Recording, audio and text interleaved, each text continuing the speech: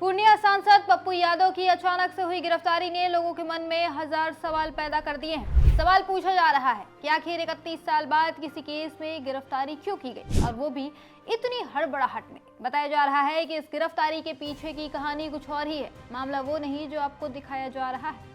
ये मामला शुरू हुआ है पटना की एक नीट छात्रा की संदिग्ध मौत से, जो अब निर्दलीय सांसद पप्पू यादव की गिरफ्तारी तक पहुंच गया है। शुरू से बताते हैं क्या हुआ, क्यों हुआ और अब क्या चल रहा है। सबसे पहले नीट छात्रा की मौत का मामला। पटना के एक हॉस्टल में नीट की तैयारी कर रही एक छात्रा की मौत हो गई, वो भी संदिग्ध हालात में। परिवार का कहना है कि ये रेप और हत्या का मामला है। लड़की की बॉडी पर चोट के निशान थे और पोस्टमार्टम रिपोर्ट में भी कई शक पैदा करने वाली बातें हैं। लेकिन पुलिस और सरकार की तरफ से केस को ठीक से जांचने की बजाय उल्टा परिवार को प्रताड़ित किया जा रहा है। एफआईआर दर्ज करने में देरी, जांच में लापरवाही, सब कुछ देखकर ऐसा लग रहा है जैसे किसी को बचाने की कोशिश हो रही हो।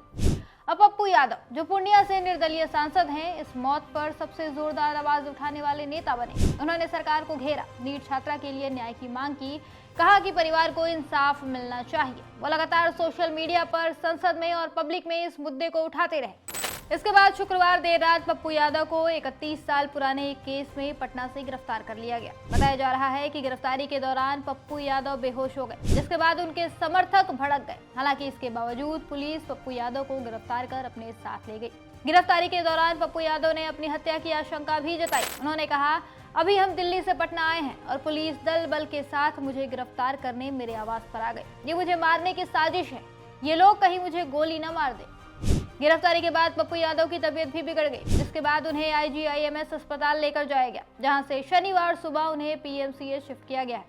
इस बीच पप्पू यादव के आधिकारिक फेसबुक पेज और उनके निजी सचिव ने दावा किया है कि IGIMS में उन्हें पूरी रात बेड नहीं मिला और स्ट्रेचर पर रखा गया।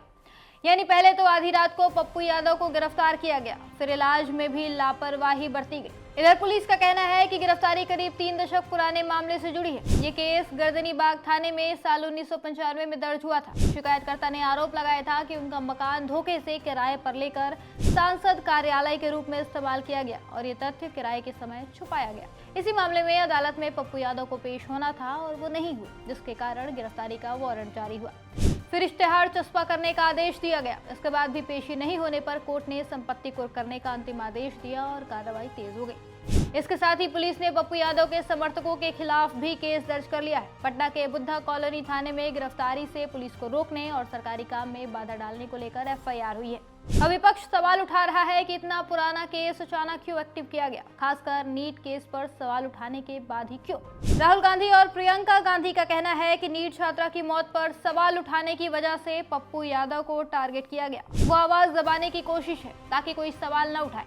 राहुल ने एक्स पर पोस्ट किया और कहा कि ये राजनीतिक प्रतिशोध है ताकि जवाबदेही मांगने वाली हर आवाज को डराया और दबाया जा सके। तो वहीं प्रियंका गांधी ने कहा, भाजपा की सरकारें महिलाओं के अत्याचार में आरोपियों के साथ खड़ी हो जाती है। पप्पू यादव की गिरफ्तारी इसी रवैये की कड़ी है। तो अब असली सवाल ये है कि क्या नीट छात्रा को इंसाफ मिलेगा या उसके लिए उठती आवाजें ऐसी ही दबाई जाती रहेंगी।